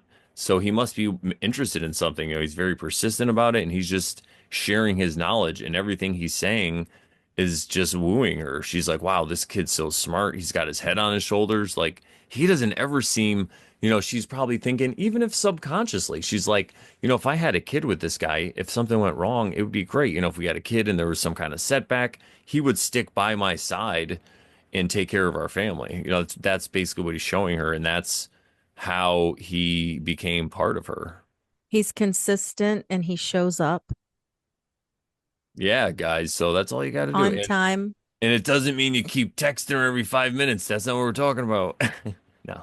He's always on time. Yeah, he is. Not like some people I know like me. All right. I'm easy on myself. The people, yeah, so I like that though, the concept of all on both sides.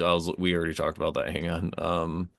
I was drawn back to that though. You know what? I think I had something left unsaid because we did say it was like a duel, but the concept of all on both sides, it's also goes to show that people's points of view are both valid in a way. You could really see how like they're willing to kill other men and women or whatever to get their point across. And so even if it's wrong or whatever, their point of view is aligning with their truth and with God, and so much so that they're going to kill somebody. And then there's another group that was willing to do the same. So it really goes to the importance of other people's worldviews and to not underestimate them. That's why I try to empathize with them instead, because when you underestimate them, you could end up in some kind of war situation. And even if you use it as an allegory, you can end up in a fight or alienating somebody over something silly because you had to go to war over it metaphorically. Like, Yeah. no, the moon is made out of cheese, and if you don't accept that, I'm not coming to Thanksgiving. All right. Make me think of Oh yeah. made me think of Krishna and Arjuna, the war. Wow, yeah. How didn't I see that? Yeah, right? They Yeah, were they were family against family. exactly. And Krishna was like, this is your duty. You have to be part of this. You have to go through with it. Yeah, Krishna's like you Basically, have kind of to. like Allah's on both sides. Oh, it's so interesting. The because Arjuna's whole struggle was he didn't want to kill people that he grew up with, but Krishna's like, listen, you're not really killing them. You're just a product of your environment, and if you don't do what you're supposed to do, Your then the duty. world's going to be upside down, man. So guess what? You got to kill those people, but you're really Krishna, in essence, was telling him, you're like a finger puppet. I'm God, and I'm just making you. Those guys are already dead. Those kings, he's like, you can't kill them anyway. He's like, they're Yeah. eternal. They just don't know. You don't know, but don't worry. It'll. He's basically, you know what he's doing? Christian shows up and he's like, don't worry, do do do do about a thing, Because because every every little little thing thing, Arjuna, is will gonna be be all all right. right. That's really what he was doing. That's what the Don't Bhagavad you Gita is about a worry lot. That's like a third of it. about a thing. Cause And every same little thing thing here. Yeah. gonna It's be gonna be all alright. right. We heard that song today actually on the Oh, we're driving. It came up a on good the song. Spotify. Speaking of Spotify, you can hear the Over Sharon show on Spotify and then switch over to Bob Marley. So check it out. Search the Over Sharon, like the name, show. It's a hilarious pun. Thank you very much. I thought of it. You're welcome. Yeah, thank you. I appreciate it. No, not you, Sharon. I No, was the I was just listeners. I know, Oh, okay.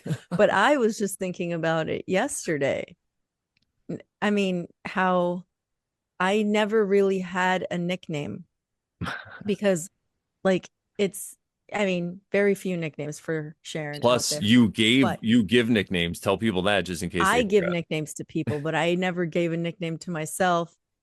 And even if I took kind of a nickname, it wasn't always like really a solid one that stuck. Some people will call me like, in the UK and Australia and stuff, you call Sharon, you say Shaza or Shaz, but that never really stuck. And I never really felt like I embodied that. You know what I mean? It just was like kind of just a little, it wasn't like fully me. And even like nicknames as a kid growing up, family and stuff, but they just don't stick. They're not like your real nickname that everybody calls you. So I always found it like difficult to like have nicknames. And so when it was just like over Sharon, I'm like, that uses my name. And it's not even doesn't have to be a nickname. It's kind of cool. Yeah, exactly. Because your name's still there. It's like Brandon Bonanza. It's just a little addition that you can add if you like or not. It's not like some abbreviation that is also juvenile too, which is sometimes kind of silly when you meet Big Bob. It's like, no, I'm just kidding. Which is fine. Like some people have that, Yeah, no, there's I was joking. Yeah, you're people right. that have an like my one of my sisters, her nickname's Bonnie, even though her name is Yvonne Elizabeth, but she never went by Yvonne. She always went by Elizabeth. Like she's a MD, so she's Dr. Elizabeth. Dr. Elizabeth. But she never went by like her coworkers don't know her as Bonnie. Just like family and like church people that she grew up with. They know her as Bonnie. Um, but That's everyone a else, like still in an adult name though, her, Bonnie. yeah, yeah. But it's just funny how like it's just funny how people will choose like which ones to use for what. You know what I mean? I wonder if she has like a different ego or personality that goes with it, because I kind of toy around with that. I have like an alter Maybe. ego like Don. When I start to get like fired up, I'm just like, it's Don here now. Don. It's because Brandon, Don's in the end of it. Oh, I yeah, don't yeah, have yeah. many choices for nicknames, so I got to make them No. kind of. But Brand. Don's there.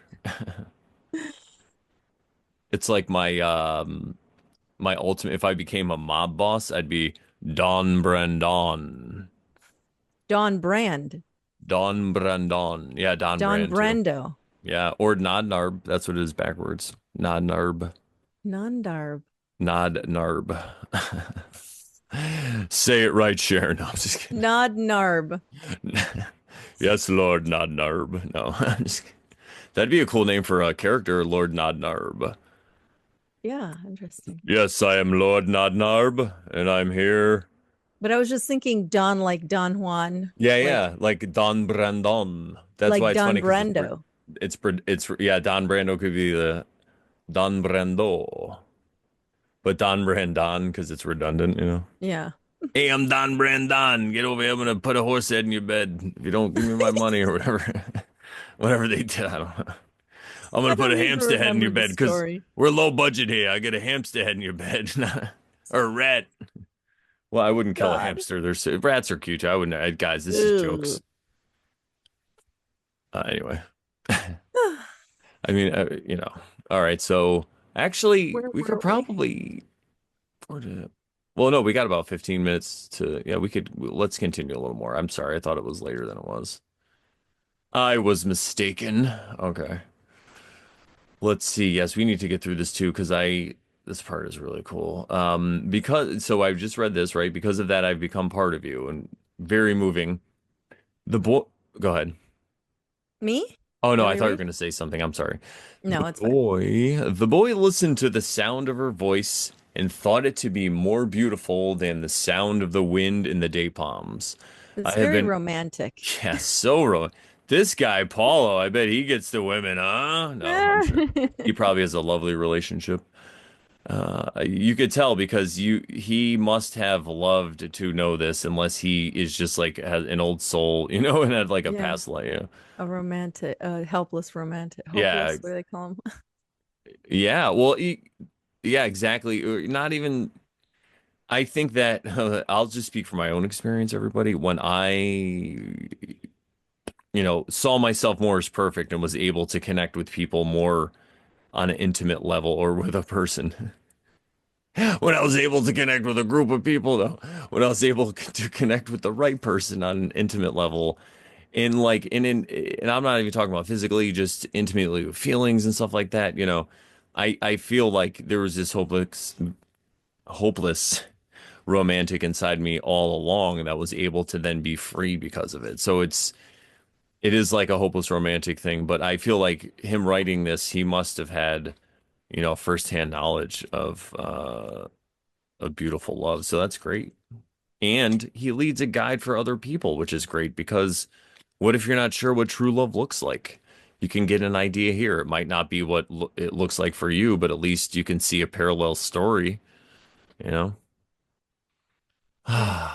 I know it reminds me of my stories. That's a different story though, so let's begin or let's continue, shall say. Okay. I have been waiting for you here at this oasis for a long time. Wow. I have forgotten about my past, about my traditions, and the way in which men of the desert expect women to behave. Ever since I was a child, I have dreamed that the desert would bring me a wonderful present. Now my present has arrived. It's you. Wow. Yeah, I mean, this is like, uh, what's all right. She wasn't like you said, she wasn't like the other women where she was just like content with whatever, like, oh, whatever, this guy, he's from here and everything's like she's like been waiting for this since she was a kid. Like she knows that there was someone for her that wasn't necessarily from this area. She's like, I know he's coming, and so I will wait for him. And you know what? Really, the way that you could look at this and even explain this to someone who has a more physical worldview is that I'm sure a lot of women in her position felt the same, but they were overcome by fear, right? So they just found someone local, did the thing they were supposed to, but she persisted and didn't because she knew that eventually someday would come. So that put her at higher odds to meet a guy like this, right? Because she had higher standards, and so did he. And I wanted to say what I thought of was remember again this merchant's daughter he met in the beginning of the story. What was he saying to himself? He was saying, she could have probably met another guy or whatever, all this stuff. Yeah. And we were saying, oh, he might just be attached, but maybe, or maybe we said that, I don't remember, but I could see myself saying that. But maybe his instincts, and he was reading the omens and he didn't know it, and maybe she was just kind of flirting with all the guys, or maybe she already met the guy that was for her, and he just picked it up on the wind because he was so close. So Yeah. he's already an alchemist and doesn't know it, and that's an important part because guess what, everybody? Everyone who's listening to this is an alchemist and just doesn't know it and just doesn't know who they're alchemizing for. Some of us realize this and then we begin to alchemize for ourselves. Everybody is turning something into gold for somebody or themselves. If you go to work, you're taking all that crap that they don't want to do, which is lead, and you're turning it into gold for them. They're paying you. I do that at work too, which is great. But then also when I'm home, or when I'm even at work or any situation, if something bad happens, I could take that in my own life and turn it into gold and just look at it just as not a victim. You know, I could be grateful for other things that happened because of this so-called bad thing that happened, right? You know, so we're all alchemists is really what I'm trying to tell you. It's just like the Freemasons, the way they say a Freemason is a Mason because they're a creator, they're creating their reality, and they believe everybody is a creator and they create their own reality. Some people are just creating for someone else. So it's the same thing. Yeah. Ha! You guys heard the So, secret before the end of the book. Guess what? You already are an alchemist. and Could it be? creating your reality, she was doing what Neville Goddard talks about, like imagining this man was going to come She soon. pulled him like Yeah. he sent her on the wind. She was like, "All right, woo," doing a dance. You know, here you go. I've been working hard today. Waft it. No.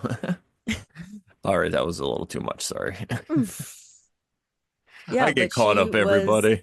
No, go she ahead. believed, the power of belief. She believed someone was coming. She imagined that this man was going to be not from her traditions, not from her oasis. He was coming from the desert somewhere and she was going to meet him someday. She just knew it. It was, she listened to her inner knowing and she just allowed it to happen. And so did the boy. So did the shepherd boy. Yeah, 100%. I love it. It does ring so much like Neville Goddard. You're so right. Wow, you fucking nailed it. All right, so la la la la la. Okay, yes. The boy wanted to take her hand, but Fatima's hands were held to the handles of her jug. There we go again, this jug, right? The old ways, kind of.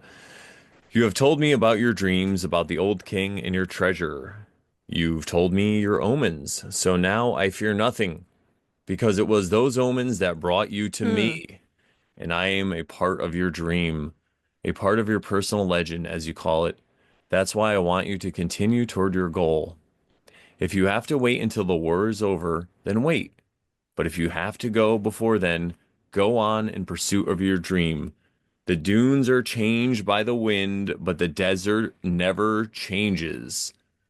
Lisan Hmm. al Gaib. That's the way. Sorry, everybody. If you're new to the show, I have a slight obsession with Dune. It's not that bad. It's not as bad as my Wheel of Time session. No, it's close. I'll listen to both of them at the same time. Anyway, that's the way it will be with our love for each other. Maktub, she said. If I am really a part of your dream, you'll come back one day. Look at that attached. She's not worried about Dude, attachments, right? dude, no fear. Maktub, no fear. No fear. She's like, it is written and I believe it. So if it's meant to be, it will happen. And if it's not, it won't.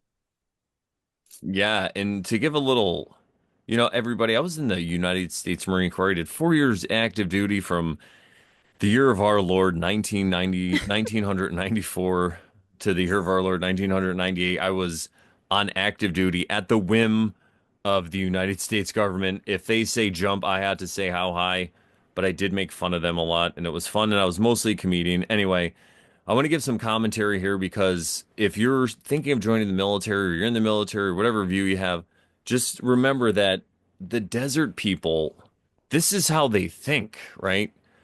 So, I mean, it's a good thing we ended a lot of the wars there. And I again, am not for the wars there at all because you never want to fight a mentality like this. You always want to be fighting a defensive war, everybody, you know? Because when you're fighting an offensive war against people like this that just believe that it's God's will, good luck. That's what I'm saying. I get it though. If you're in that situation, I'm not judging anyone. You find yourself wherever you are. We have friends that, we're in all military branches and all different levels and things. So it's just if you're listening and you want to know our opinion on war, defensive war is fine. You got to defend your stuff. We get it, but You know what? I want to oh, I'm kind of go sorry. back to Yeah, when she tells him, I've been waiting for you. Now my present has arrived. Could this also be like a spiritual representation of like your higher self waiting for you? 100%. Yeah, and yeah, because it's all right, so it's so nuanced because some people will say, you need to heal yourself and you need to be not want to be codependent and dependent on somebody else, right? You don't need anyone else. Well, that's kind of true in a way, but if you're going to be in a relationship, which I feel if and if you're in a true relationship and you're putting these ideas that we talk about every day into practice, you're going to run into that you're the problem most of the times of any perceived problem in the relationship when you have an issue with it. It's mostly a reflection of your own behavior, probably, right? I mean, could it be? So when you start to encounter all this stuff, you realize that it really is like self-work on steroids, but it's great, especially if the other person is in that mode, but they don't have to be. That's even higher level work. So people that do that, God bless you. I'm a giant and I have a certain like temper level, so it's a good thing I'm with a person who works on themselves and gets it. So no, I'm really great, everybody. But still, because of wounds and all this stuff. So everyone's where they're at, and I think if you're at a higher level, well, then you're on a higher plane. God bless you. You're on expert level. Like we say Halo, the game Halo I used to play, and there's like, easy level, and then you play expert and like legendary, you're on legendary. So good for you. But anyway, so back to this codependency thing. I feel like she was true to herself because she knew deep down she was going to find somebody because nobody there was doing it for her. She's like, you know what? I'm meant for greater things and good for her because now she's going to have kids that are going to be destined for better things. If you think about it, which is going to make the world a better place in the long run.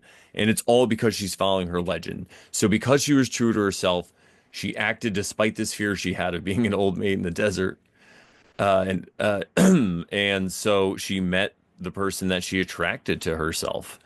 And this is how they fit together in like a non-codependent way, right? But they could still rely on each other, and she learned a lot from him and she's getting it, which is great. But that's what I want to say about that because I think it's kind of understated.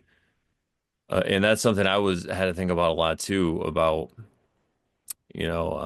like, could I just rely all on myself for something and am I a hermit or am I going to be intimate and open up about things? And it's really interesting ride. So I'll tell you the best self-work you could do is being in a relationship because that mirror is there and it's beautiful. So, Yeah. So, but what I was also trying to say is that this, woman who's waiting for you, could it be a representation of your higher self waiting for you, oh, right? yeah, sorry. And then you could, for example, it makes me think of people who've had those like experiences. Like our friend Joe P has said that he's had this experience of like bliss of uh like a this higher consciousness type of like this unconditional love, this like feeling of complete unity with the world and with the universe and all this stuff, right? I can't say that I've ever experienced anything that close. Maybe the closest thing was when I was doing mushrooms in Sedona with our dear friends. Allegedly, yeah, Yeah. that was a And great night. I didn't sleep I that night. yeah, I got a little bit of yeah, I know.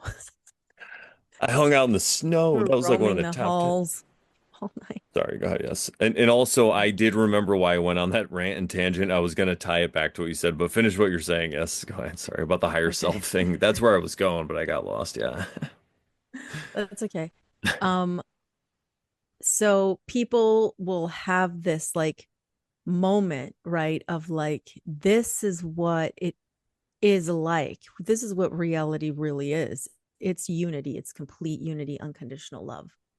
But you're going to meet that at the well. You're going to have that moment. Maybe some people will have that meeting at the well with that Yes. and have the encounter and the expectation that it's there, just like people have near death experiences and then they report there's no more fear of death anymore. They know that there's just this amazing place that they go once this shell expires. So the higher self, this woman Fatima, is saying, go find your personal legend. I'll be here waiting for you. And that's basically your higher self saying, go, go back to this earthly realm, do the work, do whatever you're doing, enjoy your life, live your life, you know, do your life's purpose, your personal legend, find it, and I'll be here. I'll always be here. Right. Exactly. It's such, she's just like, whatever's gonna be is gonna be. If you're meant to be, you'll come back. She has such hard faith. It's Mm-hmm. amazing. And the whole reason I went on that tangent was uh when I was saying she was true to herself and she was true to her higher self, like you said, she was being true to her higher self, and that's what attracted him. I mean, you could look at it that way, but that's what kept her strong and faithful. And it was that trust in her higher self and that feeling that she had.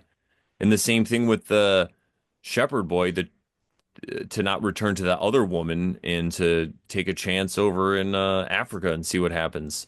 He trusted his higher self. So their higher selves. And if you think of this concept, since they ended up together, they were always together because we all know time is technically, not A linear, construct. right? It's just everything is really the way the smart scientists say, these guys with degrees, they'll tell you that it's all happening at once and it's the observer that makes time real. So if they're higher selves, that's why we use terms like higher self. You can look at the term higher self as the way we think of the way we could be eternally looking at all this happening at once. Like if we're eternal and we take one step back and we could see it all happening at once, that's our higher self. And so their higher selves know that they end up together, right? So they're, 133, 33. oh, yeah. So they're whispering to themselves. The higher self is whispering in what they can understand because remember, the higher self knows absolute truth. And what can't we as mere mortals understand? Absolute truth. Our heads will explode. Watch Dogma. Your head will I explode if you still hear the word haven't, of Brandon. God. Ah! You can't handle that truth as a mere mortal, which is fine. But Can't you just handle the listen truth. to the whispers, and that's what the omens are. Is it God? Is it your higher self? I don't know, because I'm a mere mortal. I'll tell you on the other side, baby, let's go. They're partying over. Remember, I said this recently, maybe within a few months ago, I probably said this, but they're on the other side cheering for us. There's people watching us right now, or even if it's just our higher self, and they're like, look at them, they're killing it out there. So, yeah. Anyway, that's how I was going to tie it into the higher self thing. But I got on that Yeah. other tangent. So there's a physical kind of like material aspect to this, like finding that person and that you mesh well with, etc.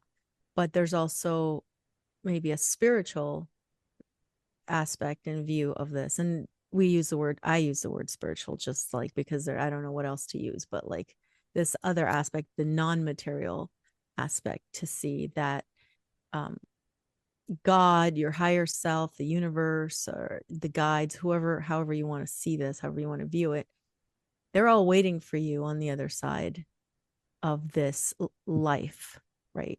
And when you And get out, it's going to be like you won the Super Bowl, went to the moon, hit a hole in one, like everything you could accomplish in the physical all in one. And ironically, it's because you ignored all that thing. But anyway, that's how I feel like we're going to be greeted and feeling treated because if you have used this realm in any way to raise your consciousness, I think that's what it's for. So if you did it, then they're going to be popping bottles, baby. It's all going to be. So really, there's nothing to fear. And another thing I was compelled to talk about, as Sharon was talking about like death and stuff, is when people die. And I've had a near-death experience. Go back and listen to some of the old episodes. You can get the whole story. But I almost drowned at Ocean City. I was caught in a really bad undertow, and the waves were over my head. I got, it's crazy. Anyway, so I remember as the waves were going, and I was thinking, like, is this it? It was like death was whispering in my ear, and I was just like, all right, well, if I'm meant to go, I guess I'm meant to go. And that's the moment when it all turned around, and I just hit a sandbar and walked back to shore. So I had like my own biblical experience, and that's really what it's about. Just accepting it as it comes, I guess. So remember, we're not trying to tell you how to live, but we'll get to there soon enough. This might Yeah. be, I think we're almost at the 2 hour mark, and Yeah. this might be a good thing to Yeah. stop because I looked ahead and it kind of can, We yeah. we Okay. can stop here. We left off where she says, Mektub, if I'm really part of your dream, you'll come back one day. So And I highlighted it here stop so we have it when we open back there. up. That'll be a good place to stop. And I just wanted to say, what a great episode. I'm gonna pat us on the backs because uh I don't know, something about this episode, I feel like we're really electric and I thank people for coming here in the beginning out of nowhere and other stuff we talked about. So if you're somebody who listens to the show, share it around, share this one around. I think people would really enjoy this. We hit a lot of our normal oversharing topics, but without hammering them too hard. I feel like this was a really well balanced episode, like real time. I can't wait to, since we recorded this one, we're gonna premiere it. So let us know what you think. And I can't wait to go back and listen to this one. And yeah. Yeah. So Made some really good connections and during it, this episode. and this is a really lovely part of the story. We're out of the desert. The boy finds love. The alchemist is introduced. The Englishman is being silly. It's a really lighthearted part of the story. It's like it's like a Lord of the Rings when everybody was in Lothlorien and they were chilling out after Gandalf was fighting the Yeah. Balrog. This is the oasis. This is like uh was it Lothlorien? Yeah, I forget. Yeah, yeah. So it's a lighthearted episode.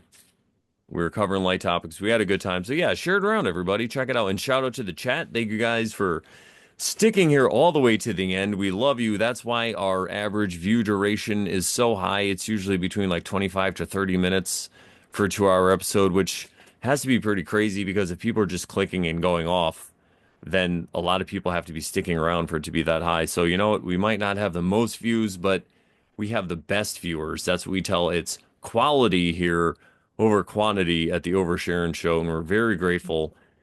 So, join the Oversharon Show Great Pyramid Scheme. More laws, more problems.com is the website. Click on the Oversharon tab. There's several ways, that you could do whatever you want to do to support us, but make sure you're here on Thursdays when we go live or premiere every Thursday, normally afternoon, and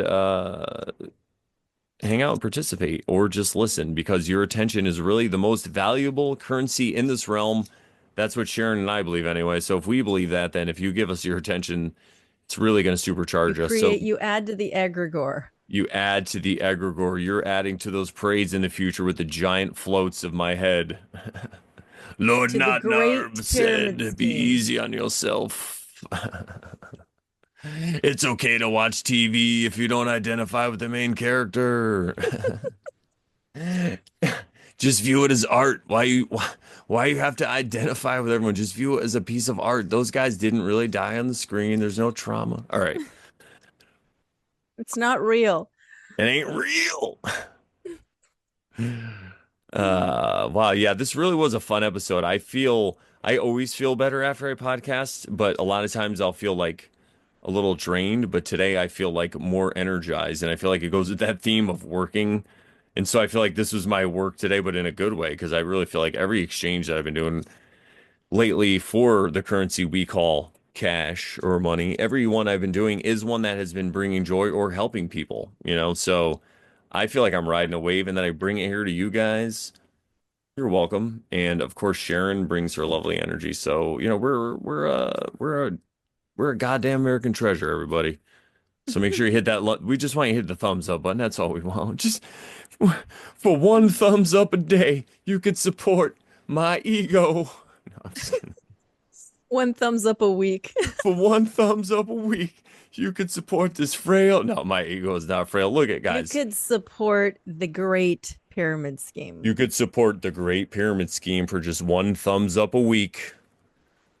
And just make Right. sure you subscribe. Oh, we got a new subscriber. I don't even know who it was, but our account went Ooh. up.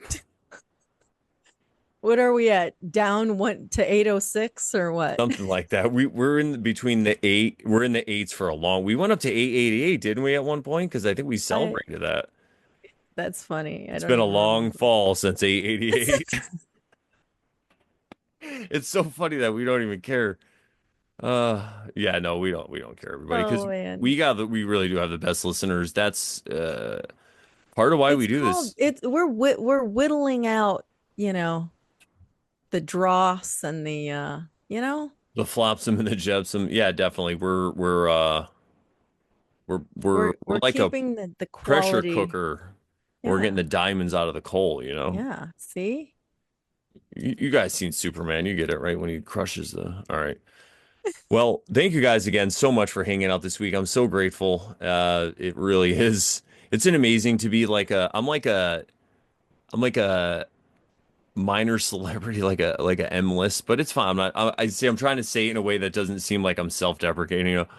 But like certain people know me or they hear my voice, but it's so funny to be almost like a celebrity, but not because I don't want to be super famous. But yeah, I appreciate you guys though, because it really does. We see comments and then people talk in the chat about just agreeing with this stuff and how it helps their life or how they put these things into practice and it resonates with them even, a lot of these people are ahead of us too even. So it's great. So thank you guys. It And was just 142. It turned to 143. So it means we've been going for pretty much exactly 2 hours. yeah, it's 4:43 here. All right, everybody. Me Well, too. what do we say to the good people, Sharon?